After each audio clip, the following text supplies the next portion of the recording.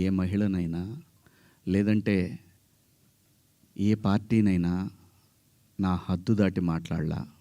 అలాంటిది మరి భగవంతుడు ఎందుకో అలా దొర్లిపోయింది. నాకు కాన్షియస్ ఎలా మిస్ అయింది అనేది చాలా బాధపడ్డాను. నాకు తెలుసు బయటికి రాగానే గెస్ట్తో అన్న అబ్బాయి దొర్లేసానన్నా. సో దానికి మీ అందరికీ సిన్సియర్ అపాలజీస్ చెప్తున్నాను. ఆ 2 పదాలకి, నా ఆడబిడ్డలకి.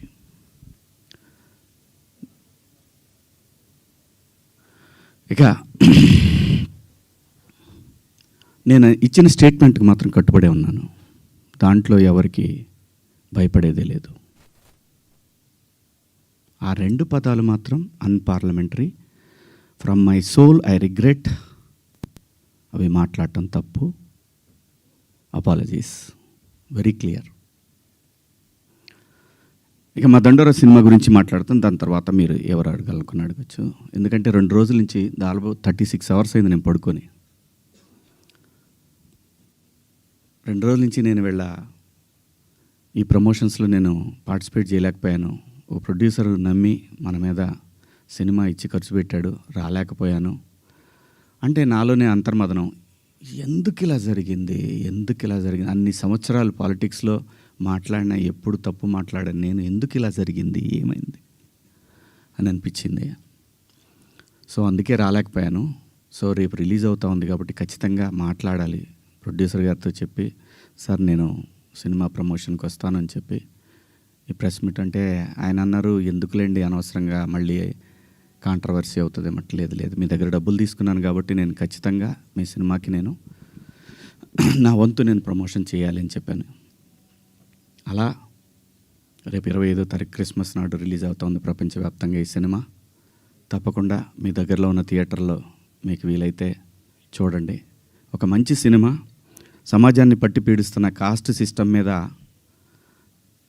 ప్రేమ పట్ల ఉన్న వ్యతిరేకత తరతరాలుగా నడుస్తున్నా కూడా భవిష్యత్తులో కూడా నడుస్తుంది. ఆ వ్యతిరేకత కుటుంబాల నుంచి వాటిని గాఢంగా గట్టిగా స్పృశించింది ఈ కథ. అలాగే అసమానతలు, ఈ మనుషులు ఉన్నంత వరకు ఉంటే ఈ అసమానతలు ఎన్నోసార్లు చెప్పే ఉంటారు. అయినా మనుషులు మారతారేమో అనే ఆశతోటి పని చేసుకుంటా పోవాలి. నెక్స్ట్ తరాలకి అందించి మనం వెళ్ళిపోవాలి. అలా చేసిన సినిమా ఇది.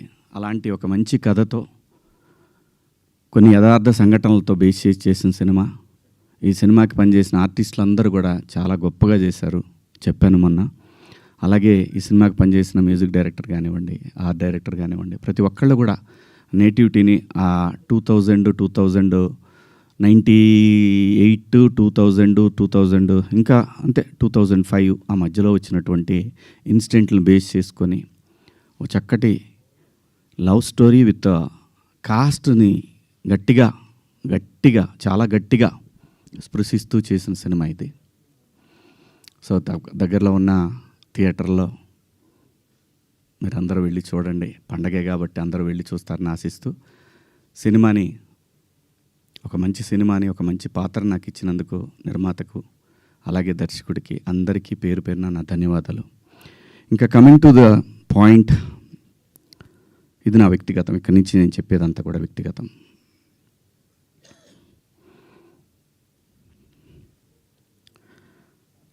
నాకన్నా ముందు చాలామంది గొప్ప గొప్ప జర్నలిస్టులు లైక్ గంగాధర్ శాస్త్రి గారు కానివ్వండి, తెలుగు జాతి మొత్తం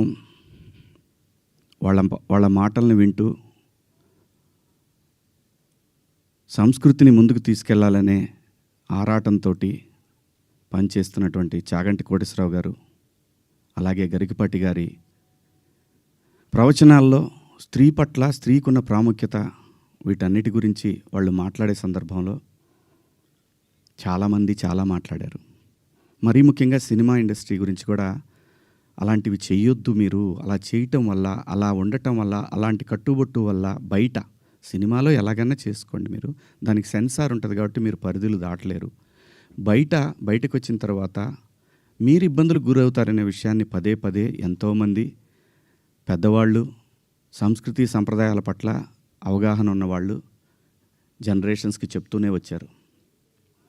నేను అలా మాట్లాడటానికి ప్రధానమైన కారణం ఏంటంటే, లూలు మాల్‌లో నిధి అగర్వాల్ తను పడ్డ వేదన, తన కారులోకొచ్చిన తర్వాత తను ఎంబ్రాసింగ్‌గా ఎలా ఫీల్ అయిందో, అది నా మైండ్‌లోంచి పోలేదు. వారం రోజులవుతున్నా నా మైండ్‌లోంచి పోలా. ఆ తర్వాత ఇమ్మీడియేట్‌గా సమంత గారి మీద. తెలుగు సినిమాలో నేను ఈ ఇండస్ట్రీకి వచ్చిన తర్వాత 90% ఆర్టిస్టులు, ఫీమేల్ ఆర్టిస్టులు ఎప్పుడు కూడా లైక్ రమ్యకృష్ణ గారు కానివ్వండి, జయసుధ గారు కానివ్వండి, విజయశాంతి గారు, వీళ్ళు కట్టుకున్న శారీస్ మీద, వీళ్ళు వేసుకున్న డ్రెస్సుల మీద షాపుల్లో అమ్మేసేవాళ్ళు అనమాట. నేను ఎవరిని ఈ డ్రెస్సులు వేసుకోండి, ఆ డ్రెస్సులు వేసుకోండి, మీరు కప్పేసుకోండి అని నేను చెప్పలేదండి. నేనెవడిని చెప్పడానికి? సమాజంలో ఏ రుగ్మత వచ్చినా కానీ సమాజం సినిమా వల్ల చెడిపోతుంది, మీరు వేసుకునే డ్రెస్సుల వల్ల చెడిపోతుంది, మీ సినిమా వల్లనే ఈ ప్రపంచం నాశనం అవుతుందనే మాటలు వింటూ ఉన్నాం కాబట్టి తరచు ఇక్కడే బతికి, ఇక్కడే నా కుటుంబాన్ని ముందుకు తీసుకెళ్తూ, నా పిల్లల్ని చదివించుకుంటూ, ఇక్కడొచ్చిన డబ్బులతో చదివించుకుంటూ, సినిమాని ఎవరు అనకూడదు అనే పంతాలో మనం ఎందుకు వాళ్ళకి అవకాశం ఇవ్వాలనేటటువంటి ఆలోచనతోటి నేను ఆ సందర్భంలో వచ్చిన మాటలు నాకు ఇప్పటికి కూడా నాకు నమ్మబుద్ధి కావట్లేదు. నేను ఆ 2 పదాలు నాకు ఎందుకు వచ్చినాయని. ఇందాక మన జర్నలిస్ట్ మిత్రులకి నేను నా ఫోన్లో ఉన్న మెసేజ్లు చూపించాను. ఏమని? ఫస్ట్ నేను అపాలజీ చెప్పింది నా భార్యకి. వెంకట గారు మీరు చూశారు కదా, ఎన్ని గంటలకండి? నైటు 1:30కి.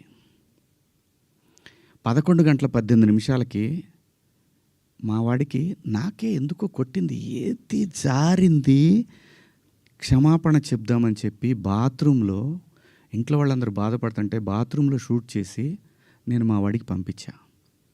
అది మీకు కూడా వినిపించాను వెంకట గారు, వేణు మీకు వినిపించాను. ఈ వీడియో కాదు, ఇప్పుడు చూస్తున్న వీడియో కాదు, అంతకుముందే ఆ వీడియో 11:18 ఉంది.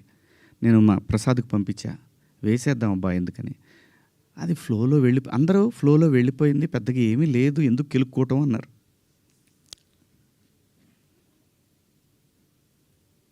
సో కర్మ ఎలా కాలిందో తెలీదు, కర్మ ఎవరిని వదిలిపెట్టదు.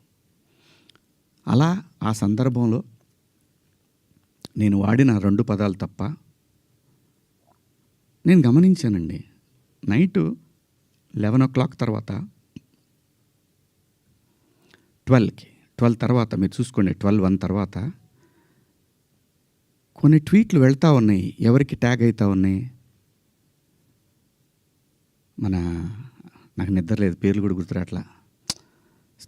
స్త్రీల సమస్య మీద మాట్లాడుతూ ఉంటే మన రాహుల్ వైఫ్ చిన్మయి గారు ఆవిడకి వెళ్తూ ఉన్నాయి, ఆవిడకి ట్యాగ్ చేస్తూ ఉన్నారు. ఇక్కడి నుంచే మొత్తం ట్యాగ్ చేస్తూ ఉన్నారు. ఆ తర్వాత మన అనసూయ గారికి ట్యాగ్ చేస్తూ ఉన్నారు. ఎందుకు చేస్తున్నారు నాకు అర్థం కాలేదు. సర్లే, ఏదో పాపం ఆవిడ మాట్లాడుతూనే ఉంటుంది ప్రతిసారి కూడా, తప్పేం లేదు. నా తరఫు నుంచి 2 పదాలు దొరికినాయి కాబట్టి ఐ హ్యావ్ టు బేర్. ఏదైనా బేర్ చేయాల్సిందే. మనం దాన్ని ఓట్రిచ్చి కొట్టినా దానివల్ల ఏం ప్రయోజనం లేదు. ఎందుకంటే తప్పు నా వైపు ఉంది కాబట్టి నేను సర్దుకొని వెళ్ళాలి, తప్పదు. క్షమాపణలు చెప్పాను, ఇంకా చెప్తాను.